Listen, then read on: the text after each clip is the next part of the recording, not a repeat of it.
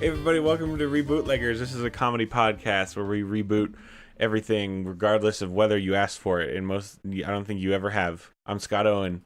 I'm Frank Serra. We would be open to people asking for things. I would love to be asked just once. Like, I do this. I would love to be asked to do the thing that I do anyway, you know? So you can tweet us at Rebootleggers for suggestions. Give us your suggestions. Shout it out. Suggestions. There it is. We're gonna reboot Dexter today though, because we decided it's been a while since anybody's talked about Dexter, and that was like the first Game of Thrones if you think about it. Really was. So much killing. There was so much killing, and like nobody would shut the fuck up about it. That too. Just like, oh my gosh, did you see this guy do the killings? And everyone's like, yeah, he's a hero and a true American. Which, speaking of murder, it really seemed to go downhill in the later seasons, according to my friends that have seen the show. Yeah, I'm one of those friends. I seen the six seasons, did not see season 7 or 8, because after 6 seasons I was like, come on. Although season 6 did have Edward James Olmos in it, and it like got pretty. It was exciting. I think it had. Oh man, Edward James Olmos is so good. Edward James Olmos is one of the favorites. I meant to search specifically Dexter season 6, but I just typed into Google season 6 and got a lot of unrelated results. What was the first season 6 that came out? Agents of S.H.I.E.L.D., weirdly enough, even though that show is definitely not on season 6. Yeah, that's a surprise. Oh, I guess they are on season 6 now. What? Clark Gregg is directing season 6 episode 1, I mean. But Most Def was a guest star in Dexter season 6 for some reason. In just 2 episodes, just Most Def's there, and then he's gone. Okay. Like, I thought he was gonna be like a big deal, but he's a priest, but he's like, you know, a cool street priest. So he's like very cool, but he likes Jesus, but he's like real cool about it, if you can believe it. You know? Okay, so this is absolutely bonkers. So in preparation of the UK launch of the television series, Fox experimented with an SMS-based viral marketing campaign. Mobile phone owners received unsolicited text messages addressed to them by their billing name. Bad. The message said, "Hello, username. I'm heading to the UK sooner than you think. Dexter." Bad. People were understandably freaked out and mad. And Fox had to issue a public statement saying that the unsolicited text messages you received were part of an internet campaign. Yeah, fuck you, Fox. Nobody wants that shit. Nobody has ever... And then they also had to dodge the questions of how they got all of those phone numbers and names. Do you remember those ads that used to be on where it was like a little bunny singing, and it was like, how to get this cute bunny singing on your phone, text this. Or to get good jokes of the day, like, is that still a thing? Like horoscopes, or like whether or not some person loves you. Is that still a thing? I haven't seen commercials for it in a long time, but I haven't seen commercials in a long time because, like, Netflix is real now. Right, I don't watch TV, like, ever. Yeah. It's very jarring. I had to stay in a hotel a couple weeks ago and I was watching TV, and then, like, there were commercials, and I was like, God!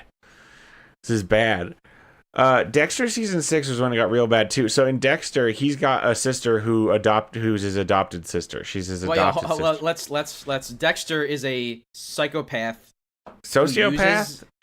Is he? I forget. He kills people, but he decided because when he was a kid, his dad told him only kill evil people. Yeah. So now he's a murderer that only murders people that are evil. Yeah, he had that's the setup. He liked to murder, and instead of his dad saying, "Hey, don't do that. Let's maybe get you a therapist." He was like, "Hey, this is let me teach you. Here's the rules. You can only murder bad people, and then let me show you how to like cover your track." Like, it's very bad. And his dad was a cop. Well, that's how he knew how to teach him. That's how he knew how to get away with crime. You know, the way criminals do. Yeah. So then Dexter grows up to become a blood spatter analyst for the Miami Police Department, and his sister is a police officer named Deborah, and it's set in Miami, so it always feels very hot and sweaty and uncomfortable all the time. Most of the dialogue is actually about just how swampy it is. Yeah, and Deborah's only role in the show is to meet a new man who will either be the bad guy, be murdered by the bad guy, or just break up with her because she sabotages the relationship every single season. She meets a guy in like episode 3 or 4, and then by episode 8 or 9 they are broken up. She did date Arrow's John Diggle in season 3, I want to say. I don't know the actor's name. No, I wish. Jonathan Diggle? I wish. Because that's the crossover of the century. I forget his name. Oh man, like what if the Green Arrow had to catch Dexter for doing murders? Oh man, who would win?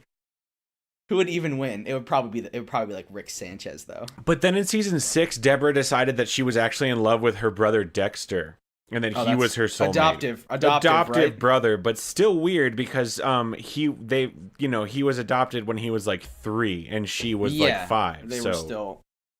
There's a lot of lines getting crossed, and the first one was in season 1 when they did when he was doing murders. So yeah, and then there's the actors, Jennifer Carpenter and Michael C. Hall, did do a marriage in real life. Oh, that's confusing. But only for 3 years. But anyway, her character was infuriating because the writers were like, what if her main role was just to have shit relationships that go bad? And then Dexter has to like figure out how to murder people while evading his sister, who's apparently a good cop. Is she a good cop? She's a good cop. All the cops who work with him are good cops, and that's a plot point in seasons 1 and 2 where there's a really good cop who's actually like kind of a badass who really hates Dexter, and everyone's like, "Oh, you're so mean, and you're such a mean guy. Why do you hate Dexter?" And we, the audience, are like, "Well, it's because Dexter does murders, and this guy can kind of tell." He does murders. And so then this guy catches Dexter, and then he like has.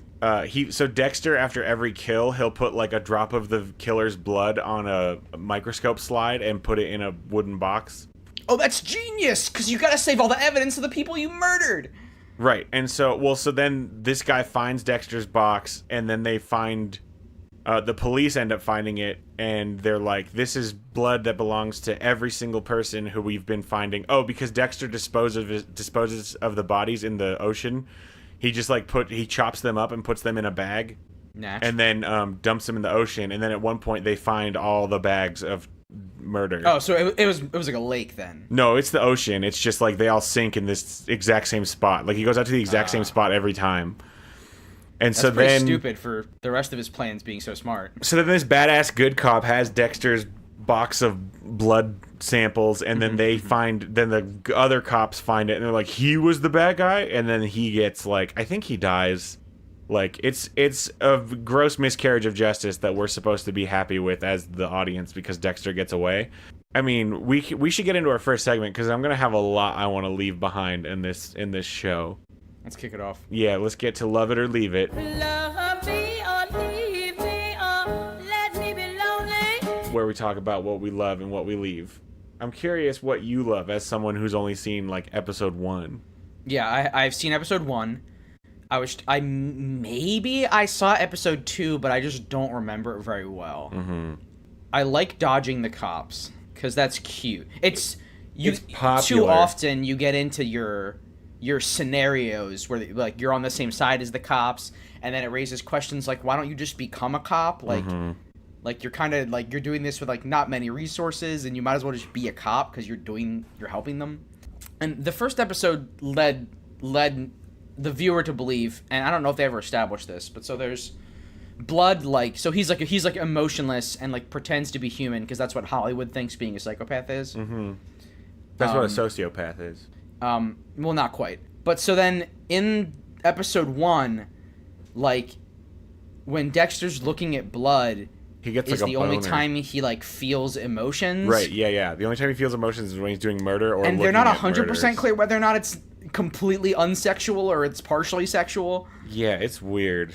Yeah, like maybe it's sexual when he kills people. Like they don't ever in episode 1 they don't clarify. I think they do. Yeah, they definitely do later because I think there is a part where he like does a murder and then he goes home and has a lot of sex with his girlfriend because it's cool. I don't remember exactly because I know he establishes that he's only dating this woman in order to seem more human.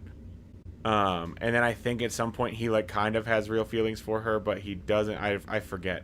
The girlfriend's ex-husband is played by Mark Pellegrino, like The Water, aka Satan from Supernatural. Sorry, Lucifer. Oh. He's the ex-husband, and he's got a ponytail. And I think in season 2 or 3, Dexter kills him. Yeah, and so you want to keep dodging the cops while working for the cops still? I can take or leave while working for the cops, but it naturally, more opportunities to dodge the cops come up while working for them. Yeah, every episode he like brings donuts because that's his other thing to like try to seem more nice and human. He brings donuts every day. He's like, "Hey everybody, I brought donuts." Police officers, right? And they'll go, yeah, and they just start cramming donuts. They cram those donuts. Maybe we even get some promotional consideration for the donuts. Oh, we can talk some. I think they actually do have promotional consideration from Krispy Kreme. Maybe we call them back up. Can we talk about how that's a really gross name? No, don't. This isn't a blue show. Let's move on. Okay. I want to. Here's what I love. And this is only a thing in season 2, but I did love how it was like a mystery who the murderer was in season 1. What I would like to leave is the entire rest of the show where they just reveal who the killer is almost immediately up front, and then Dexter almost gets caught by them, and then he kills them. Like the show got so formulaic so fast, it was just not fun to watch anymore. So the police would have like, this is the snow cone stabber, and he would say like, I'm going to get the snow cone stabber, but he wouldn't already know who it is. No. In season 1, yes, that only season 1. In every season after that, he would find someone who was secretly doing serial murders, and then secretly serial murder them. Oh, like before anyone realized it was a serial killer. Yes. Oh, well, I mean, that's kind of boring. Yeah, it wasn't very fun at all. So season 6, it did get interesting again because the cops were hunting a serial killer again, and everyone knew about this serial killer, and it was weird. But you also knew who the serial killer was as the audience. Like they revealed him right up front, and it was Colin Hanks, Tom Hanks' son. But still, It was still really good. And then Edward James Olmos was in that season, and it was like I actually liked that season again, despite it like still following the bad formula I didn't like. Then I didn't watch season 7 or season 8 that were very bad because Dexter has a baby. Well, his girlfriend had a baby in season 4. She had a baby, and because I think they got married actually. So then she became his wife, and then she immediately died because that's all writers really know how to do with girlfriend characters. Apparently, it's just let's kill them off so that the man he's got motivation to kill. I guess, you know. But then, so his baby, he's like, oh, who's going to raise my baby? And then I guess in season 8, he meets another serial killer lady who's exactly like him. And then everyone learns Dexter's secret. And then he just sails his boat out into a hurricane and leaves his baby with a serial killer lady. And that's how the show ended.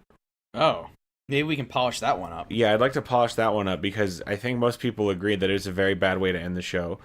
And what frustrates me about it, and I think this is one of the things that I would leave, is Dexter never gets what's coming to him. Like, I don't think you should be allowed. Because he's committing crimes, right? He's not even committing. He's like doing heinous murders. Like, he should not be able to just get away with it. Grisly body chopping. Right. Like, he's the bad guy of every show but his own show. Yeah, every show but his own show. So I would leave that. Yeah, and I love making a murder a mystery. I would love that. Like, the audience doesn't know the entire time and is just playing with that suspense. Yeah, I would also leave Deb constantly having failed relationships every season. I would love for her to just find a nice man or woman and, you know, they just settle down and they have a good time and that's it. You know, we just set it up and then we're done. No more relationship drama for Deb. Deb just gets to be happy, you know? Deb deserves to be happy. Deb deserves to be happy. Deb, if you're listening, you deserve to be happy. You deserve it, Deb. What else? You want the murder? It gets pretty grisly. Yeah, maybe... It's Showtime, so they show a lot of things. And they say fuck so much. Ooh. Are we trying to stick to premium TV? That's a pretty tough sell. I mean, do we have a Rebootleggers premium channel yet? I don't even know if we do. Can we get I think we just offer a discount on HBO. We could have... Okay. So we're selling this to HBO. We're like, hey... Or do we just sell it back to Showtime? We're like, hey, we fixed your show. We just sell it right back. Hey, we fixed your show. So can you name a hot, currently running Showtime show? I don't think I can. There's gotta be one. Didn't they have, No, that was HBO. Let's see. Let me look at the Showtime original series currently. No. Ray Donovan. Something called Patrick Melrose, starring Benny Cumberbatch. Oh. They did have the Twin Peaks sequel reboot thing. Oh, they had Homeland. Homeland's pretty big, isn't it? Oh, Homeland is popular. I think Billions is popular. Oh, and Showtime is the home of the upcoming Killer Chronicles show, too. Maybe Showtime doesn't need our help. Showtime's got The Borgias, which is another one of those historical sex haver shows. Showtime is Shameless, a show that I know you enjoy. Oh yeah, Shameless is a show that I do enjoy, although I consume it on Netflix. They might be fine. Here's what's weird about Showtime is it is a premium cable channel that you have to pay extra to get, but then sometimes they put their shows on Netflix, a la Dexter and Shameless. It's interesting. They're the only premium one that does that. I believe so. Oh, they got Penny Dreadful. I've heard that's weird. I have also heard that's weird.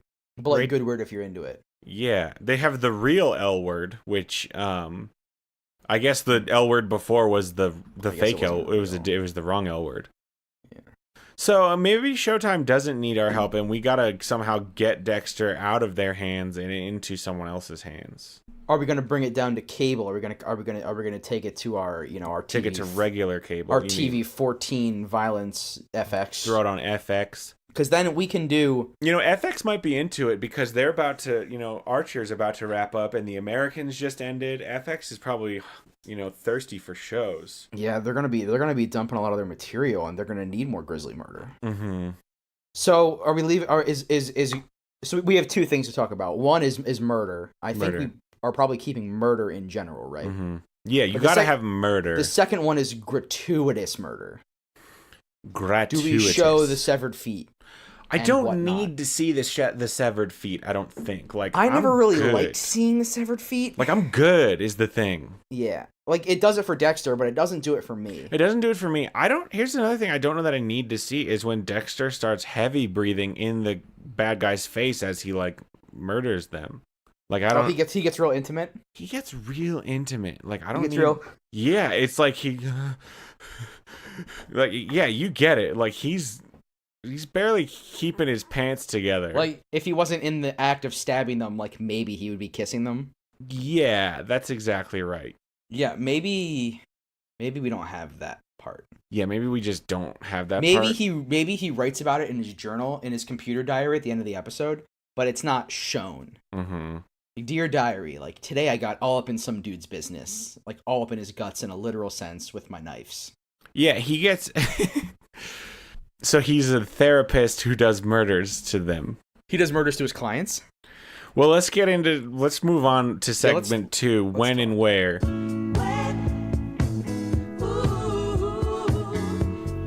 Where we talk about setting and genre. So what are we going to do to this boy Dexter? Are we going to make him into a good boy? What if he's a guy who just constantly accidentally kills people? Oh, like the man who knew too little. Yeah, what if he doesn't want to do murder and he keeps accidentally doing murder and he's just oh my gosh. Oh, this is so embarrassing. What if we reboot it as a much more faithful adaptation of the book series, which has a far more supernatural bent, in which Dexter has a literal evil deity demon thing compelling him to do the murders that he eventually has to overcome in a battle in some Aztec ruins? Huh. Do you want to do Aztec? We're going to Aztec. Well, I forget. It's Aztec or Mayan. It's some ancient American deity that they have to defeat. Maybe he accidentally kills at the behest of a ancient American deity. Oh, but then it has to be Moloch. The thing that likes the killing is the deity Moloch, Moloch. Canaanite god associated with child sacrifice, I think. Now that was, according to the Dexter wiki, uncanonized due to the extremely unpopular fan response. The Moloch was uncanonized and just meant a schizophrenic interpretation of his need to kill. Interesting. In the books, you mean? In the books, yeah. So they uncanonized that it was a deity. Mm-hmm. Do you think that was a response to the show? Like, people read the books and they were like, I don't like this. I want it to be like the show. Maybe. I feel like the response to the first book would have come out before the show started. Because the book series came out and then the show came out. That's true. But if we do like a time as a flat circle thing, I think that work. I think that'll work. It's just a flat circle. And I still have no idea what that actually means. Everyone knows circles aren't flat, but if you make them flat. What's he getting at when he says that? So maybe it's not our Dexter's fault. Maybe it's not our Dexter's fault. Maybe he falls asleep and he becomes other Dexter. Ooh, Dark Dexter. Dark Dexter. He falls asleep and he becomes Dexter from Dexter's lab. Yeah, does he do murder? No, but he hates his sister. Okay, there's something there probably. I don't know that there is. He does have a secret though, and it's instead of murders, it's a laboratory. Okay, so he murders everyone that finds his lab. Oh no! Laboratory. Accidentally, people just come over to see his lab, and then his lab is so dangerous that they die. But then he falls asleep, and then he wakes up in a strange lab, and he's the real Dexter. So does real Dexter become a cartoon? Are we doing this? I don't know if we're doing this. I don't know if we can do this. It doesn't feel right. It doesn't. I really like think giblets. Warner Brothers is pretty litigious about this stuff. They're so litigious is the thing. Like, if they find out we even mentioned Dexter's... Yeah. Everybody listening, just be super cool about this. Just be... If we get reported to WB from this, we'll know it was one of you, and, like, what the fuck? Yeah. Like, how much do they offer you? Just be cool. Just be chill. Just, like, come on. Relax. So do we want our Dexter to fall asleep and turn into a murderer, or do we want him to know he's killing? I only want that if Dark Dexter is also incredibly visually distinct. Like, he can be the same Dexter, but I want him to have, like, you know, like, drow-colored skin and red eyes. Yeah, the first thing he does when he wakes up is he hair gels his hair into hell yeah. the first X-Men movie way back, like Wolverine spikies. And his skin is, like, gray and his eyes glow red. Mm-hmm.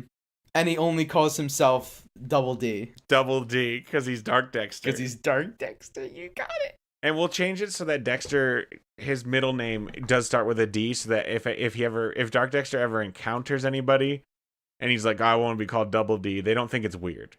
Mm-hmm. Yeah, they don't think it's weird. So how is it? Just every time he falls asleep, or are there like triggers? Are there like trigger phrases? Is he a Hulk? Is he a Hulk? That's a good He doesn't have to get big necessarily. I'm just wondering, is it like when he's worked into a rage? Yeah. Or it's like whenever someone says like ice cream sundae, he turns evil. Oh, dang. Ice cream sundae would do it to him. Yeah, so I think maybe it's not every time he falls asleep, but sometimes when he falls asleep. And maybe as the series progresses, it happens more and more, so then Dexter's like, this is a problem I gotta fix. Yeah, because in the beginning, he's trying to catch himself, but he doesn't know it. And I think at some point there will be a point where somehow Dark Dexter and regular Dexter get to, like, exist at the same time. Like, they get split, and then they have to team up or something. Oh, there's a cool, like there's like a, They get the tiger talisman from Jackie Chan Adventures. From Jackie Chan Adventures, yes! But so, like, there's also a thing where, like, when... like, Dexter and Dark Dexter get to, like, heckle each other whenever they look in a mirror. Yeah. Oh, because, like, when he looks in a mirror, he sees Dark Dexter. So, and when Dark Dexter looks in a mirror, he sees regular Dexter, but he's sleeping. Wait. But he's always frustrated because he never knows whether or not he, like, looks good. Because he just sees the sleeping normal Dexter. And, like, his Jim Jams. But sleeping normal Dexter is standing there. Like, he can still... Like, his arms and everything else is still moving. It's just his face is sleeping. Mm-hmm. Okay. And you're so stupid, like, while he's talking in the mirror. And we'll still put it in Miami just because... Yeah. So... There's something about making the audience feel hot and uncomfortable all the time. Like, everyone's so sweaty. So Dark Dexter visually looks different. Does he only look that different to us, or does he actually change? I think he actually changes. I want it to be whole hog. Like, I don't want it to be just, like, a trick of the thing. I want it to be, like, Dark Dexter doesn't want people to see him necessarily. So he's always wearing, like, hoods and stuff. So does Dark Dexter, like, prank normal Dexter? Like, does he kill a person and then, like, purposely leave him outside of, like, his favorite sub shop so that it's closed now? Ah, that's a good question. Is Dark Dexter trying to get Dexter in trouble? Like, is Dark Dexter an agent of chaos, or is he just, like, a bad guy? Because if normal Dexter gets in trouble, then Dark Dexter can't keep doing murders. Exactly. Right. So is Dark Dexter just out to ruin Dexter's life and cause chaos? I kind of like that. I don't necessarily want him to be some like cold, calculating motherfucker. I just want him to be like... I just want it to be like a. I guess we keep saying Hulk, and it's basically that way. Yeah, but like, once he turns to Dark Dexter, he doesn't give a shit. He doesn't get big, and he can still talk, and maybe he's just like, but he's not. He doesn't get big. I don't want him to be ripping pants and stuff. And like, yeah, he gets angry, but it's not like he loses his mind. No, he just becomes of a. Because he still plans the murders. Like, he's Dark Dexter for like a few days. Oh. Like, he goes and finds the dude, and like goes like, "I'm gonna kill you." And that's it for day one. It's just freaking that person out. Oh, okay, so he does. So the murders take place over several days, but he doesn't consistently remain Dark Dexter for that full 72 hours. No. Because I think that would be a little too much. That'd be a little too much. I agree with you on that. Okay, what else you got? Anything else for setting and genre? I really like Dexter, not Double D, but Dexter. Mm-hmm. He is always trying to help the cops. But then Double D is always trying to mess with the cops. Like, Dexter's trying to help them without them knowing? Like, is Dexter trying to be like a helpful guardian angel, like assisting his sister cop? Or is he just like is he still just an employee of the police?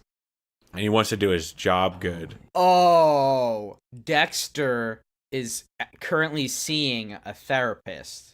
Because he has terrible nightmares where he murders people, but the nightmares are memories of Double D. Mm-hmm. Yeah, that's how we're gonna do it. So then his therapist realizes that Dexter's nightmares are like matching things in the news. Oh yeah. Okay. And then then a dangerous game of cat and mouse emerges in which one man, the two halves of the one man, are trying to kill and not kill the other man.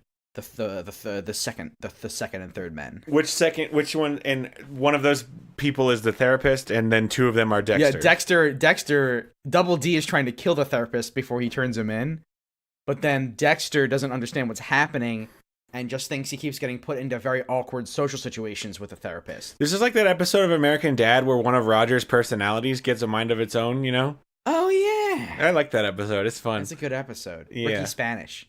And I forget the other guy's name. He's like a super milquetoast guy. Yeah, his name is like Gilbert Flubley or something. Yeah, it's really good. Okay, let's go to segment 3. Who can it be? Who can it be now? Talk to me about casting. Who is our new sociopath Dexter? It's got to be someone that can play both types, because obviously Double D is just going to have a fresh coat of paint. Double D's going to be a weirdo. Who can pull off sinister and lovable? Tobey Maguire, for sure. Tobey Maguire. He's done it in Spider-Man 3. We get that Spider-Man 1 Tobey, and then we get that Spider-Man 3 Tobey. And that'll be perfect. Spider-Man 3 Tobey is Double D. Yeah. Like, as soon as I asked, I was like, oh, I know. He's going to be, like, flipping a big silver dollar, like a nickel, and then he's going to try to swing dance. But his instead of him having emo hair, his hair will be spiked way up. Oh, yeah. I want, like, I'm not kidding about this. When Double D wakes up as Double D, the very first thing he does is go to the secret stash of like tons and tons of containers of hair putty, not gel, but hair putty. It's some very high strong and just glomp it and swoop it into just a big cone spike. Glomp it and swoop it. Also, the name of a new reality show coming to Bravo, probably. Yeah. Glomp it and swoop it. Or True TV. What's the show? What show is like RuPaul or America's Next Top Model? I think that's Bravo now. I don't know what Bravo started as or what it even is right now, but it's basically just Project Runway. I think they would like Glomp and Swoop. I think Glomp and Swoop. Glomp and Swoop would work. I think there's something there for Glomp and Swoop. Welcome to Side Pitches, the show within the show. Glomp and Swoop. And then he looks himself in a mirror, and he really is just channeling the mask at this point. He looks himself in the mirror, and he says, like, looking good. Yeah, and then he's like... And sometimes that's all he has time to do before he's back out again, and there's Dexter. You know what we could do? We could throw in a little Easter egg for our Rick and Morty fans and have him say, oh boy, here I go killing again. Yes. And we get that good Rick and Morty fan base into it, and they'll be like, oh my gosh, just like in Rick and Morty. And then at the end of the show, Rick Sanchez just shows up, and he says, like, you're almost as smart as I am. All of you are valid and good, smart people, and don't. And he's drunk. Yeah, and he's like, "Don't worry, it's good to be a weird man, baby. It's very good to throw tantrums over chicken nuggets. It's good. You're all so smart." And then he disappears. Oh, and then we come out with our own sauce. Oh, there's gonna be a double D sauce, a Dexter Dexter. Yeah, what's that gonna taste like? How do I make that? It's gonna taste like shame and uncertainty. Oh, I meant like more along the lines of like soy sauce, barbecue. Oh, I'm thinking it'll just be like teriyaki sauce. Just rebranded teriyaki sauce. I think it'll just be a rebranded teriyaki for sure. Yeah, okay. It'll be Tokyo Joe's spicy yaki sauce, just rebranded as Dexter. We'll get a Tokyo Joe's sponsorship. You ever gone to Tokyo Joe's? No, I was gonna ask you if you were making that up. No, it's a real place. It's pretty good. It's like Tokyo. It's kind of like if Chipotle did it Japanese food, kind of. Huh. It's pretty good. They got some good bowls. And they got good rice, and you eat it, and it's pretty good. You put meat in there. Yes, and yep. Okay, yep. That's what I was afraid of. All 20 locations are in fact in the Denver, Colorado Springs area, so I will never be able to eat this food. Oh, really? It's a Denver exclusive? Maybe. Oh, nope. They have one location in Phoenix, Arizona, and then the rest is Colorado. Oh, branching way out. Well, I had no idea. I thought, okay, well maybe this is Tokyo Joe's time, you know?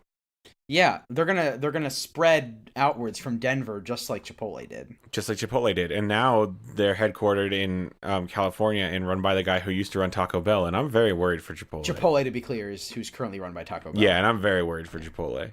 That queso sauce wasn't the best. It's gotten better. I don't know if you've had it since they launched it, but it's definitely improved. On launch, it was like okay. Yeah, on launch it was just okay, and it was kind of like when you make your own and it separates a little. It wasn't great. But they've since perfected the recipe.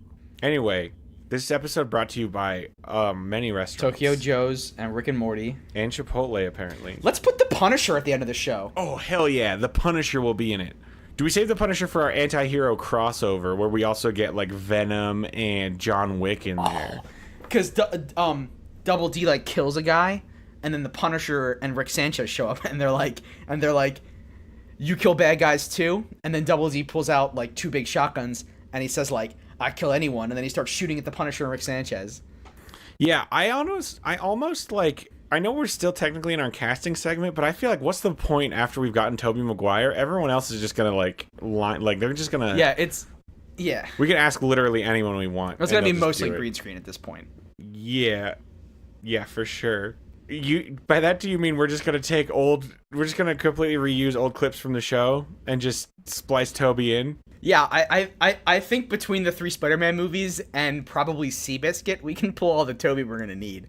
Oh, we're not even gonna use real Toby. I mean, if he says yes, I'm down for it. But if we don't, we have a backup. What if Tobey Maguire not only plays Dexter and Double D, but also every other character in the show? He's got the range for it. Have you seen Seabiscuit? I mean, I've seen Spider-Man 3. Yeah. That's all the range you need. So I think as long as Rick Sanchez and the Punisher show up. Rick Sanchez and the Punisher will show up, I promise. Don't worry about that. Okay. Like, I got you, Frank. I know you love that Rick Sanchez and the Punisher. All right, let's get into our final segment. What's going on? We're going to plot out... Is this a movie? This is a show still, right? This is a show, yeah. All right, walk me through... Okay, so episode 1, Dexter, what is his job? How about, let's do episode 2. We know what we're doing. All right, we know what we're doing. Episode 2, we've learned about Double D. Yeah, cold open on a body bag in the morgue. It's Double D's murder from last episode. Yes. And he did murder character actress Margot Martindale. As we all remember. Who is a little port over from her original appearance in the Dexter show. Oh my gosh, she did? She did! Margot Martindale is Camilla the Records office worker. Yeah, I forgot. He buys her key lime pie, and then she dies of regular diseases, not regular non-murder diseases? Yeah. Well, this time she dies of definitely not a normal disease, because it's a disease called stab wounds. And the cops are like, I've never seen a disease like this before. Yeah. And another cop is like, she got stabbed, Larry. And he's like, oh. Yeah, the morgue worker is like trying to make a joke. Like, a disease called 330 stab wounds. 3 and 30 more stab wounds. And then 30 more. That's a lot, though. Maybe it's like 7. And then he's like, why are you talking like Abraham Lincoln? And he's like, I don't know, man. I'm just trying to keep it fun. So then the cop says like, who did this? And then Dexter wakes up and he goes, oh my god, that was such a weird nightmare.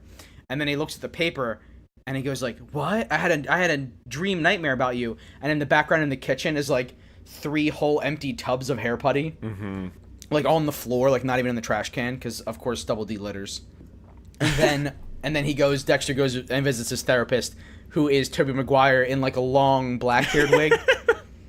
I already forgot Toby is everybody. Yeah, so and the medical examiner was Toby with very like close cropped like army buzz cut. Oh, for it's sure. It's mostly hair changes to kind of get that point. I love this so much. Tobey Maguire with like long. Do we ask Tobey Maguire? And this is more of a not can he do it, but do we risk offending him by asking him to do different voices? I think we have to trust the artist in this.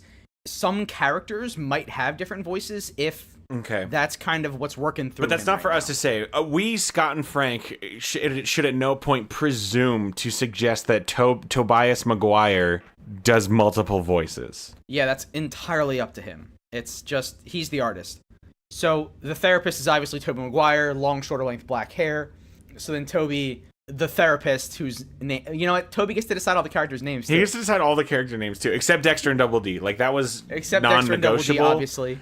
And he's a good sport. He'll accept that. He'll be cool. So the therapist is reading the paper as Dexter is describing the grisly murder. Pretty disrespectful of a therapist, if you ask me. But it's TV, so really disrespectful of the therapist. But it'll be weird because Dexter will be like he's saying like word for word what the. And then I stabbed her at a 45-degree angle, like in between the second and third ribs. Yeah. And then the therapist is just checking off boxes as on a little notepad. The therapist is reading like CSI Weekly or something where they get really into the details about the murders. And then he's like, I mean, they were clearly dead on the second stab, but I kept stabbing, and so most of the stabs were done after the time of death. And I was screaming. It's 2:48 p.m.